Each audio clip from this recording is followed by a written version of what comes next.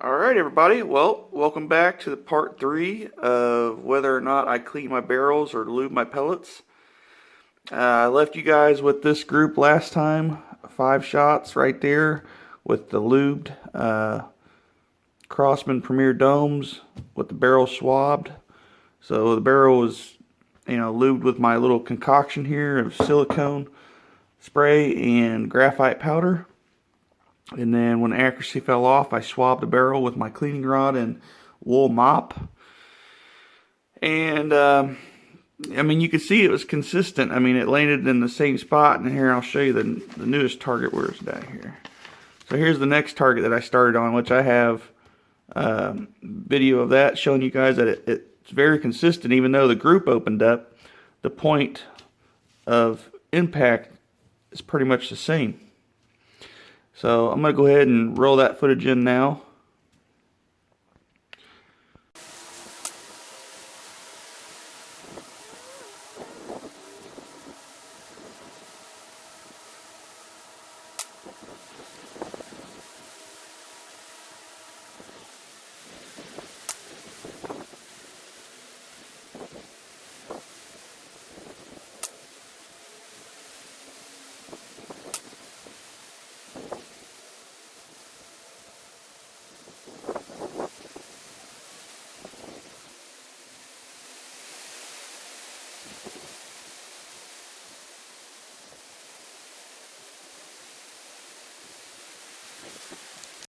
Okay, so unfortunately with this test, I only had a couple of these pellets left, so I ran out. And I ended up trying a couple different pellets. And so what I noticed was that with these pellets, like I stated before, at about 750 feet per second, they start leaving a smearing in the rifling, causing inaccuracy and basically breaking down in the rifling. And there's no telling exactly how accurate they could be without cleaning the barrel. So cleaning the barrel and lubing pellets or lubing the barrel can affect accuracy and consistency. But what I noticed was with those pellets that about every 15 to 20 shots I would have to re-lube the barrel or swab the barrel. And I know why. So if you're not a gauntlet owner, an Umarex gauntlet owner, which I've already mentioned, I believe in either part 1 or part 2, the choke in it, there is a choke, and it's about 2 to 3 inches before the muzzle. So about that long to the muzzle at the end of the barrel, about that long, it constricts the pellet even more from 5.5 to 5.4. And with those harder pellets going super fast, the effect of the choke is even worse. So that's probably why I had to swab the barrel. So I want to thank everybody for pushing me to do these videos, to ask these questions, because I've learned so much doing this. So I just wanted to get that out of the way. But like I said, I ran out of the Crossman Premier pellets in this test. But you could see very consistent. So if anybody says that this gun is not consistent, you can see the point of impact is the exact same using the point of aim. Same point of aim, dead center target. It was the only difference is the pellets grouping. That's the only difference. And as you already seen here, lube plays effect. So my point is that the choke, when I pulled the shroud off and looked down the barrel, I have a picture of it. The barrel was lubed after about 15-20 shots, but the choke was real pale looking, like lead was smearing on it. So if it's not reflective, that meant that the lead was sticking to it.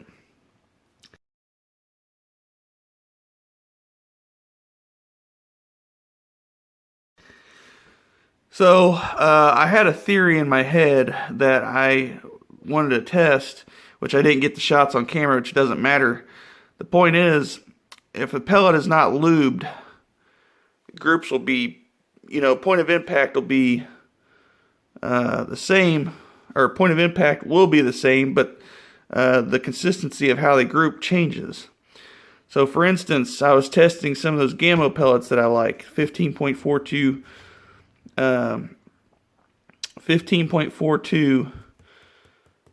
Hunters, and I wanted to try it with the barrel the way it was after I shot the Crossman Premiers, after the lube was gone. So basically it was a clean barrel, but there was still there's probably lead stuck on the choke. So I wanted to try that to see how much it opened up, and you could tell that is huge. And then a thought came to my mind.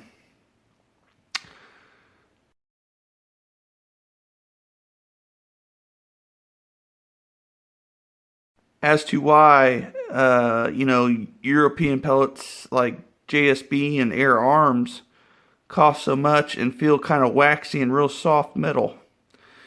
Well, reason why is they can withstand, it seems, to be pushed at a higher velocity, and not only that, but that feeling that they have on the pellets, if you've ever touched them, they feel real soft and like real slippery. It's because those pellets have lube on them. And the reason I figured that out, well, this is a huge difference going from this pellet that shoots extremely well to just dropping this pellet in there 5 shots.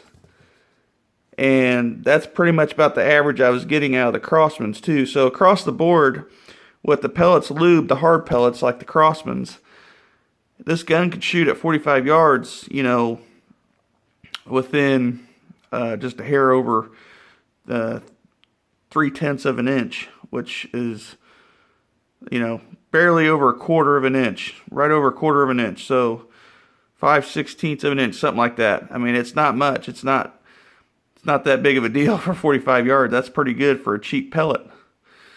But when you switch to another pellet, Air Arms, like I said, 16 grain, which that gun shoots those pellets very, very well.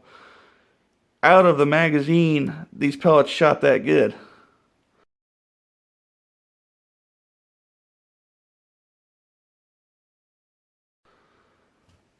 No cleaning, just build up from the other pellets. Didn't swab the barrel, anything, right out of the magazine. And that's how well they shot. So that's what conclusion I came up with. Okay, so I actually had the chronograph out there too when I tested the Crossman domes lubed. And there was actually no significant difference in velocity, which doesn't make any sense why when I first started lubing the pellets, the point of impact changed.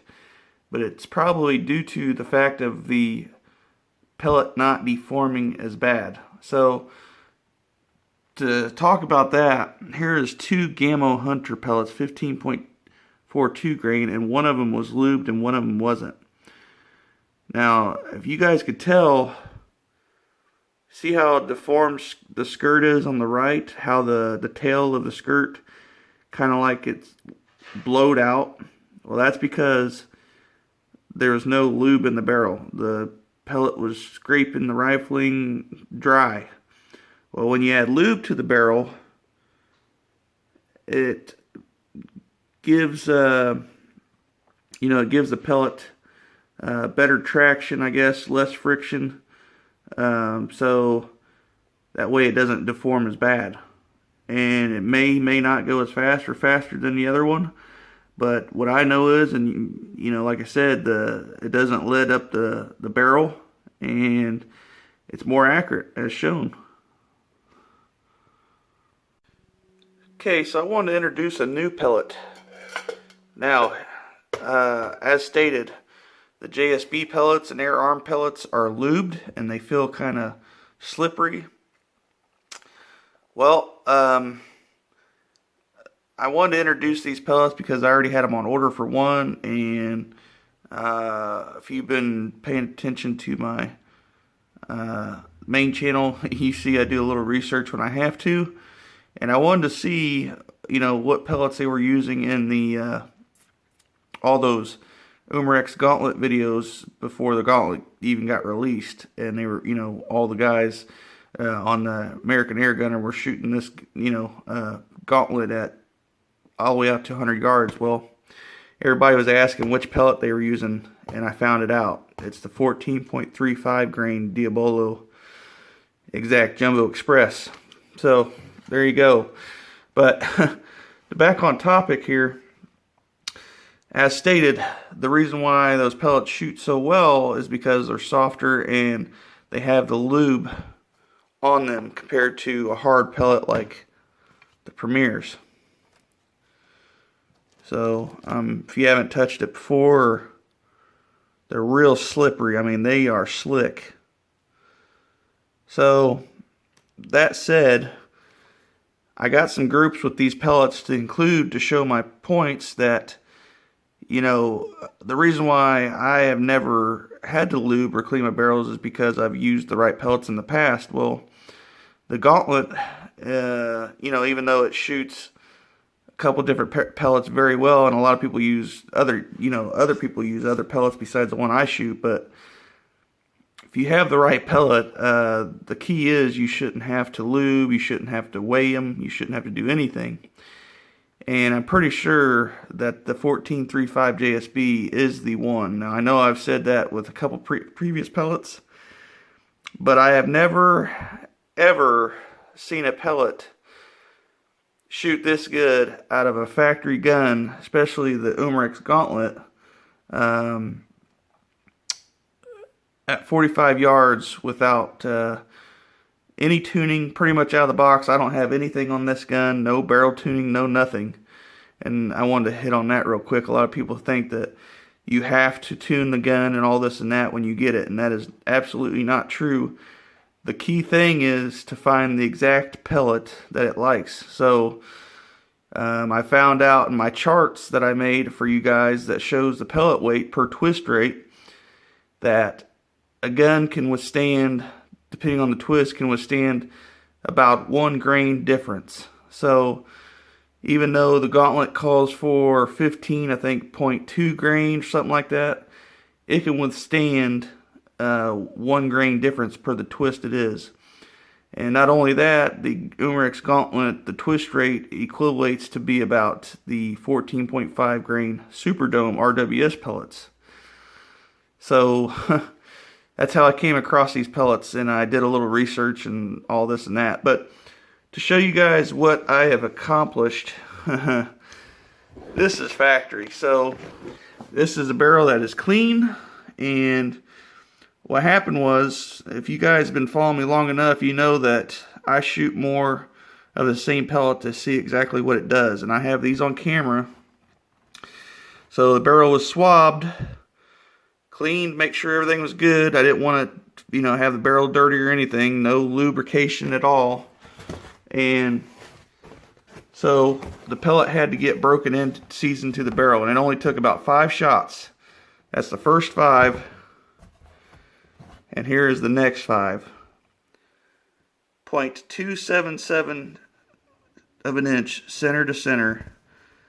It has to be probably one of the best factory groups I have ever got out of this gun without any type of tuning. You know, it barely beat the Crossman Premiers, but the Crossman Premiers, again, I had to lube the barrel, or in some case, people would lube their pellets.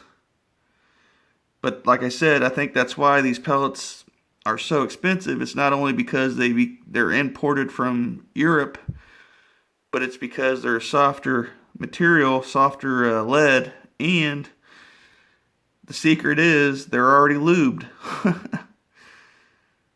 And that is crazy. So to say that isn't consistent, I actually took some shots while the barrel was dirty. That was with the clean barrel, as stated, to start fresh. But I just wanted to see if it really mattered. Well, here you guys go. There's 5 shots there, and 5 there, or 4 in a flyer. I don't know if that's probably because the barrel was dirty, but that's what made me do that. That's what made me swab the barrel and get it cleaned to see if, you know, lube and cleaning the barrel actually matter if you're choosing the right pellet. So I appreciate you guys watching as always, and you know, like I said, you know, if you lube pellets and they work, and you clean your barrel and it helps you out, it helps. But I know I've stated that to many people in the past that, you know, I don't typically clean my barrel, and I don't lube my pellets, because if you find the right one, you shouldn't have to. So the next key is to see how far accuracy goes without me having to mess with anything. If the groups stay the same, because even though that's the first real good 5-shot group out of the clean barrel, I'd say it's pretty consistent out of a dirty barrel too, even though this was from being built up by the harder pellets. So, and I have footage of that, which I'll include after I get done talking here. But so anyways, guys, I appreciate you watching as always, and I hope this little video series helped everybody out. I know I learned a lot of things, so just to recap. So if you're shooting harder pellets and they're going above 750 feet per second, then yeah, you're going to probably need some lube. But the thing is, you're going to have to find out exactly when to re-lube or clean the barrel if the accuracy falls off. I've learned that even though pellets lubed versus non-lubed, the point of impact is the same, just the group size changes. And not only that, a lubed pellet will be more consistent than a non-lubed pellet, because if it's, like I said, causing more friction in the barrel, especially a free-floating barrel, and that's why I mentioned that 1 grain difference. A free-floated barrel is really finicky unless you're shooting the exact ammo that it wants, because that's just like firearms. Even though the barrel's free-floated, you can't just throw any ammunition in the barrel and expect it to shoot lights out. That's why people reload. Well, you can't really reload pellets. But just saying, that's the only complication that is with free-floated barrels, is that if you're following that twist rate chart that I made, it seems to be now that there's going to be a couple weights or a couple different pellets that the barrel is going to like, and one's going to actually stand out way more than the other one's factory, not any tuning or anything, but the problem is finding that pellet. So that's what we've learned in that JSB. Not only are they, because they're expensive and they're imported from Europe, but they already come lubed. I mean, that was just, I don't understand how I haven't caught that before, but I mean, you guys can see it here. I mean, the gun, from being dirty, took a lubed pellet, the air arms, and shot that good of a group, and then turned around. It didn't like the harder pellets. So it is what it is. I mean, it was a great learning experience, so I appreciate you guys for everything, for asking me to do this again. We'll see you on the next video, and I don't know if I don't think I can continue this series on anymore. I've already showed what I was going to do, and I've learned so much, and there's always room for learning. So again, guys, I appreciate you watching. We'll see you on the next one.